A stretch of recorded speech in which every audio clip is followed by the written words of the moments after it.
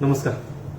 आज आपण बोलणार आहोत जे आपले देशाचे पंतप्रधान नरेंद्र मोदी यांच्याविषयी थोडीफार आपण माहिती जर घ्यायचा प्रयत्न केला तर ती अख्खी जगाला माहिती, त्यामुळे आपलं पण काय बोलण्यात फायदा नाही. पण त्या माणसाच्या भक्तीमध्ये किंवा त्या माणसाबद्दल जी काही लोकांची विचारधारा आहे की आपण एखाद्या पॉलिटिशियन्सकडं कसं बघितलं पाहिजे किंवा काय बघितलं पाहिजे, तो व्यक्ती कसा वागतो, या सगळ्या गोष्टीवर मानसिक म्हणजे रोगी झालेले काही लोक आपल्याला भारतामध्ये दिसून येतात. त्याच्यावरनं काही लोकांनी कसं केलं, मोदी हे तो मुमकिन असे काही गाणे, परत मोदी चालिसा यांनी काढली, जी हनुमान चालिसा जी आहे त्याला प्रेरित होऊन यांनी हनुमान चालिसाला प्रेरित होऊन त्यांनी मोदी चालिसा काढली. बरेच गाणे तुम्ही इंस्टाग्रामवरती बघितले असतील. बऱ्यापैकी आता मी व्हिडिओ शेजारी प्ले केलेला, तो व्हिडिओ तुम्ही बघा, ज्याच्यामध्ये दिसते की बाबा मोदी कशा प्रकारे लोकांच्या मनात रुजलेला आहे आणि मोदीविषयी किती लोक आंधळे झालेले आहेत. एक 30 सेकंदाचा व्हिडिओ तुम्ही बघा. और अमित शाह सड़क नहीं चाहिए, रोटी नहीं चाहिए, मंदिर चाहिए. मोदी हमारा पति है, हमारा भाई, हमारा बाप, हमारा गुरु है. आज मैं इनके लिए व्रत भी रखी कि राम जी आ रहे हैं. किती वेळ झाले, मेरा लिविंग गॉड है वो, लिविंग गॉड. की बाबा उनका सेवा करेंगे तो धन्य हो जाएंगे.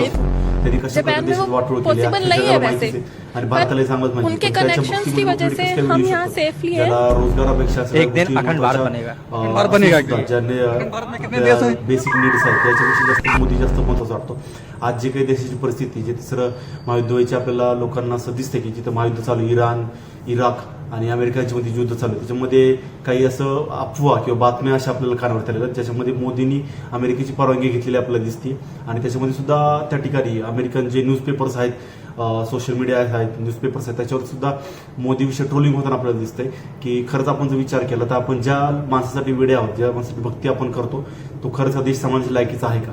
ज्यावेळेस इंदिरा गांधींनी, अब्दुल कलाम यांनी आणि अटल बिहारी वाजपेयी यांनी ज्यावेळेस अणुबॉम्ब चाचणीची ज्यावेळेस सुरुवात केली होती, ज्यावेळेस त्या कार्यक्रमामध्ये किंवा त्या प्रोग्राममध्ये अमेरिकेने निर्बंध लावण्याचा प्रयत्न केला होता.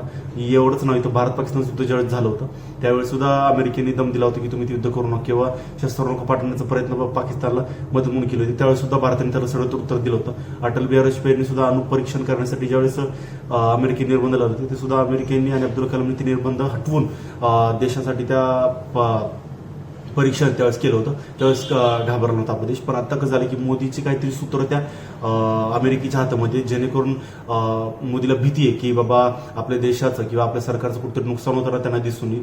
आणि ट्रम्प सुद्धा एका पत्रकार परिषदेत बोलले होते की मी भारताचं नुकसान किंवा मोदीचं करिअर एका मिनिटात खतम करू शकतो.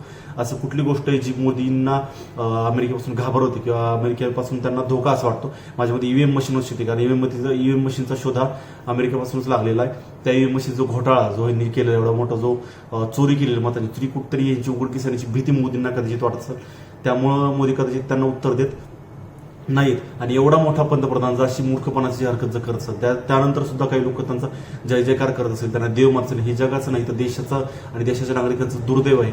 ही त्यांची मानसिकता, ही त्यांची चूक नाही. राजा महाराजांच्या काळापासून आपण त्या लोकांच्या नादी लागून त्यांना मोठे करण्याचा प्रयत्न केला. ठराविक वेळेस आपण योग्य त्या दिशेला आपल्या समाजासाठी लढलेल्या राजांना आपण म्हणतो की त्यानंतर आपण इंग्रजांनाच समर्थन दिल्याचं आपल्याला दिसून आलेलं आहे. बरेच अशा संघटना आहेत किंवा ज्या विद्रोही संघटना होत्या त्यांना सुद्धा आपण आता देव मानतोय. त्या संघटना आपण असं म्हणतो की देशाचं स्वातंत्र्य किंवा देशाला स्वातंत्र्य करून देण्यामध्ये त्या संघटनाचा मोठा हात आपल्याला तिथं दिसून आलेला आहे असं आपण मानतो. त्या संघटनांना आपण मदत करतो. असा मूर्खपणा सुद्धा आताचे लोक करताना दिसतात. तर खरंच खरोखर मोदी भक्त आपण म्हणतो, जे अंधभक्त आहे, मोदी भक्त आपण ज्यांना म्हणतो, देशाचं वाटोळ होत असताना दिसून असताना सुद्धा ती लोक अशा प्रकारे या माणसाचं समर्थन करतात आणि त्या पार्टीला पूर्णपणे समर्थन करतात. हे खरोखर मूर्खपणा, गाढवपणा आहे. हा गाढवपणा कुठेतरी भारताच्या पुढं येणार भविष्याला कुठेतरी धोका निर्माण करू शकतो. त्यामुळे योग्य व्यक्तीला ओळखून त्याचं समर्थन कसं करायचं की नाही हे आपल्या हातात असतं. ते ठरवून लोकांनी योग्य व्यक्तीला समर्थन केलं पाहिजे आणि अंधभक्ती कुठेतरी बंद केली पाहिजे. जय महाराष्ट्र.